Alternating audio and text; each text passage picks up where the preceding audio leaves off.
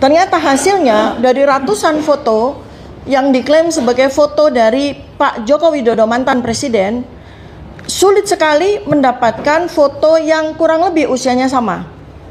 Karena ternyatanya ini tidak saya ungkapkan pada sidang ini karena tidak terlalu relevan, tapi saya perlu sampaikan Yang Mulia, bahwa foto-foto yang kisaran usianya 24-25 tahun itu bukan foto dari Pak Joko Widodo.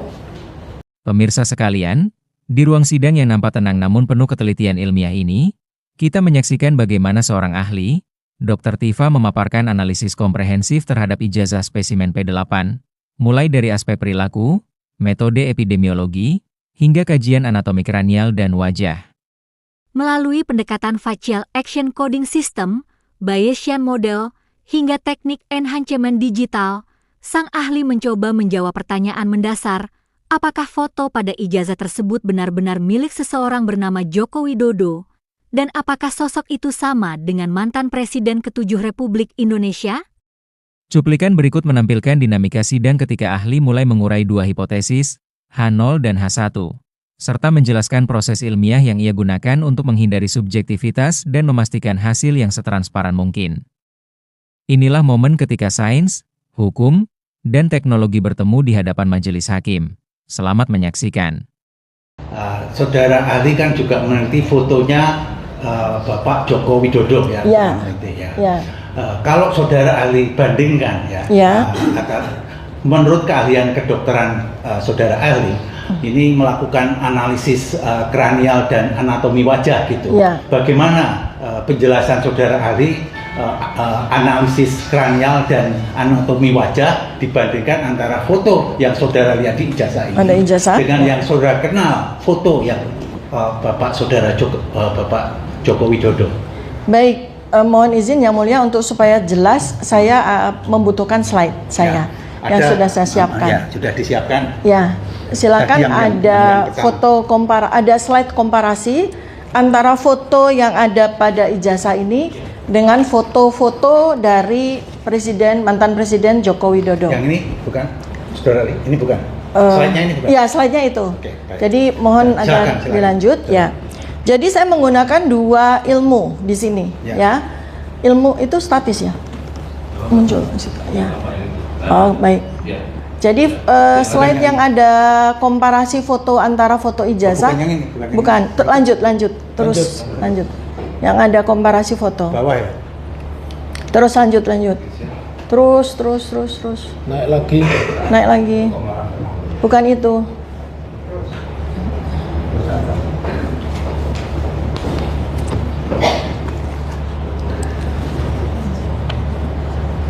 Oh, delay ya. Ya, Yang Mulia izin. Saya menggunakan dua metode. Yang pertama yaitu Facial Action Coding System atau FACS. Ilmu ini Facial Action Coding System atau FACS ya. Ini ilmu tua, ditemukan pertama kali di tahun 1981. Dan ilmu ini ilmu yang sudah established, sudah stabil. Artinya digunakan oleh banyak orang, bukan ilmu baru, bukan ilmu dari saya, tapi saya sebagai user dari FACS ini. Kedua adalah ilmu matematika model Bayesian dan Monte Carlo.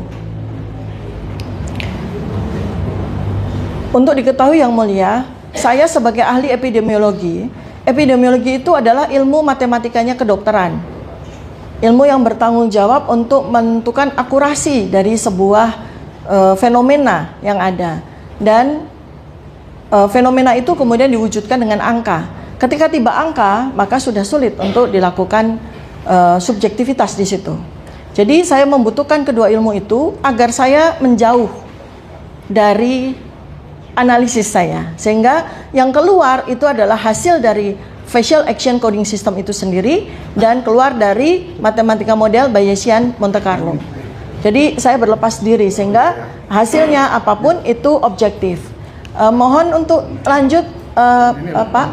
Jadi yang ada komparasi foto. Ini sangat penting Yang Mulia. Yang foto. Terus di scroll.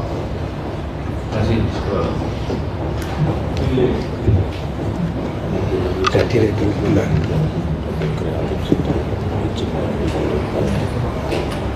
Lanjut. Terus lanjut. Yang terus. ada foto-foto komparasi. Ini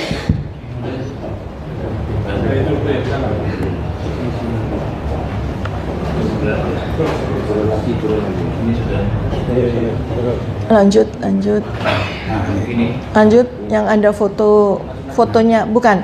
Yang ada komparasi, ada beberapa foto. Di sini Ya, ini kan. nah, ya ini satu dulu, ya. Oke.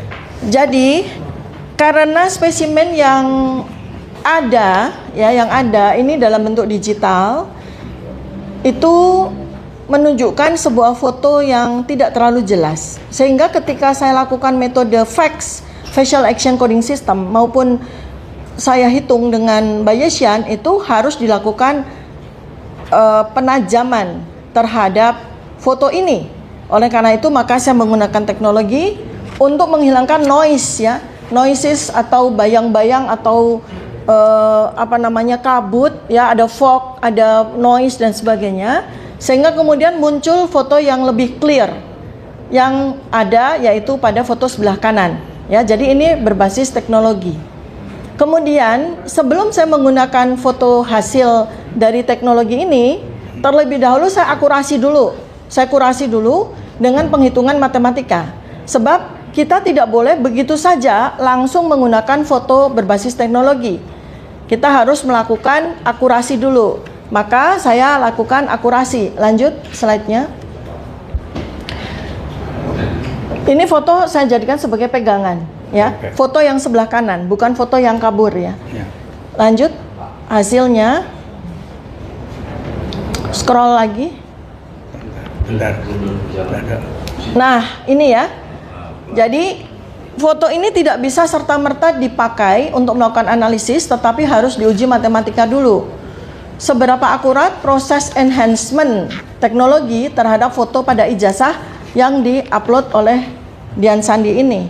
Maka hasilnya bahwa akurasi hasil teknologi untuk melakukan enhancement terhadap foto ini 93%. Dengan 93%, maka kita bisa gunakan foto hasil dari teknologi tersebut untuk melakukan uji komparasi terhadap foto-foto yang saya temukan, yaitu foto-foto dari mantan Presiden Joko Widodo.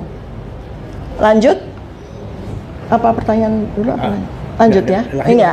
Baik. Lanjut slide-nya. Ada jeda ya, karena nggak bisa langsung itu sudah. Nah, Ada jeda. ya. Saya mencari spesimen foto Pak Joko Widodo yang kira-kira tidak lebih perbedaan usia 20 tahun dengan foto yang ada di ijazah.